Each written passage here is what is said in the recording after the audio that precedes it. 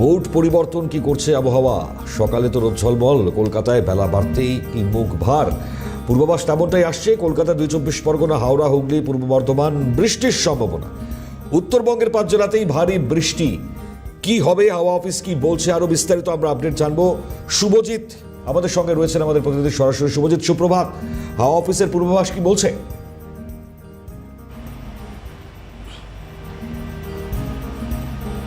মণিময়, তোমাকে সুপ্রভাত জানাই, একই সঙ্গে জানাই সিএনএর দর্শকদেরকেও সুপ্রভাত। তোমাকে জানিয়ে রাখি যে মুড পরিবর্তন করছে এই মুহূর্তে আবহাওয়া। তার কারণ সকাল থেকে আমরা দেখতে পাচ্ছি যে ঝাঁচকচকে শহর কলকাতার আবহাওয়া এই মুহূর্তে রোদ ঝলমল করছে, কিন্তু যত বেলা গড়াবে ততই কিন্তু আলিপুর হাওয়া অফিসের তরফ থেকে জানানো হচ্ছে বৃষ্টির সম্ভাবনা থাকছে। বৃষ্টির সম্ভাবনা থাকছে কলকাতায়, বৃষ্টির সম্ভাবনা থাকছে ২ পরগনা, হাওড়া, হুগলি, পূর্ব বর্ধমান সহ গাঙ্গেয় উপকূলবর্তী যে জেলাগুলি রয়েছে সেই জেলাগুলিতে। অর্থাৎ বেলা বাড়ার সঙ্গে সঙ্গে বৃষ্টির সম্ভাবনা কিছুটা থাকছে দক্ষিণবঙ্গের জেলাগুলিতে।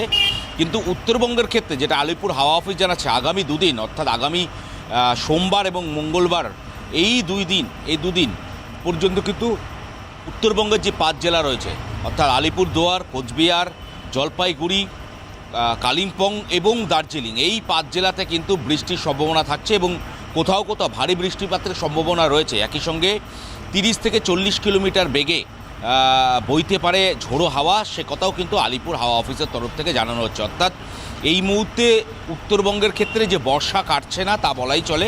আর অন্যদিকে দক্ষিণবঙ্গের ক্ষেত্রে কিছুটা তাপমাত্রা বাড়বে, কিন্তু বৃষ্টির পূর্বাভাস কিন্তু থাকছেই।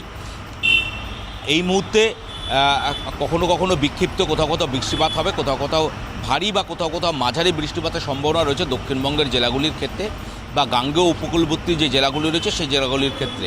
একদিকে বৃষ্টির পূর্বাভাস থাকছে, অন্যদিকে তাপমাত্রাও কিন্তু বাড়বে। আর্দ্রতা অনেকটাই বেশি এই মুহূর্তে, 95% আর্দ্রতা রয়েছে বাতাসে, যে কারণে অস্বস্তি কিন্তু বজায় থাকবে, যেটা আলিপুর হাওয়া অফিসের তরফ থেকে জানানো হচ্ছে। মণিমা, অর্থাৎ এইবার বৃষ্টিপাতের সম্ভাবনা যেই কথাটা বলা হচ্ছে আলিপুর আবহাওয়া দপ্তরের তরফ থেকে, যে বৃষ্টিপাত অলরেডি চলেছে, আরও কি তার থেকেও বেশি বৃষ্টিপাত হবে, এমনটা কি পূর্বাভাস?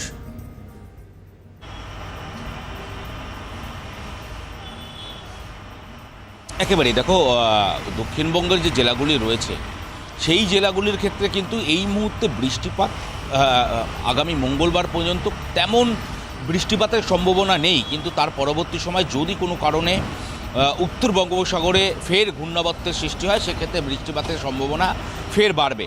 একদিকে দক্ষিণবঙ্গের জেলাগুলির ক্ষেত্রে বাড়বে, কিন্তু উত্তরবঙ্গের ক্ষেত্রে এই মুহূর্তে বৃষ্টিপাতের সম্ভাবনা বিপুল পরিমাণে রয়েছে।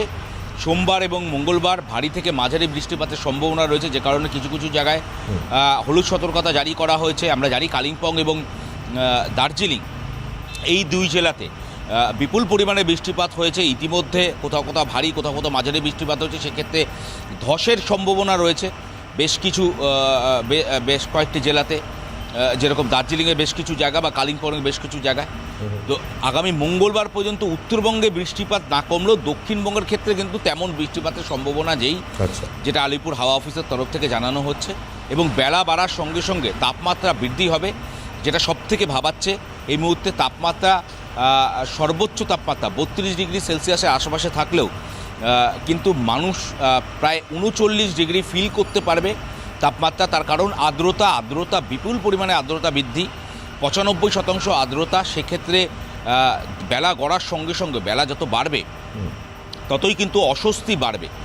এবং দক্ষিণবঙ্গের জেলাগুলির ক্ষেত্রে উত্তর 24 পরগনা, দক্ষিণ 24 পরগনা, কলকাতা, হাওড়া, হুগলি, পূর্ব বর্ধমান, পূর্ব মেদিনীপুর, পশ্চিম মেদিনীপুর এই জেলাগুলির ক্ষেত্রে কিন্তু বিক্ষিপ্ত বৃষ্টিপাতের সম্ভাবনা থাকছে।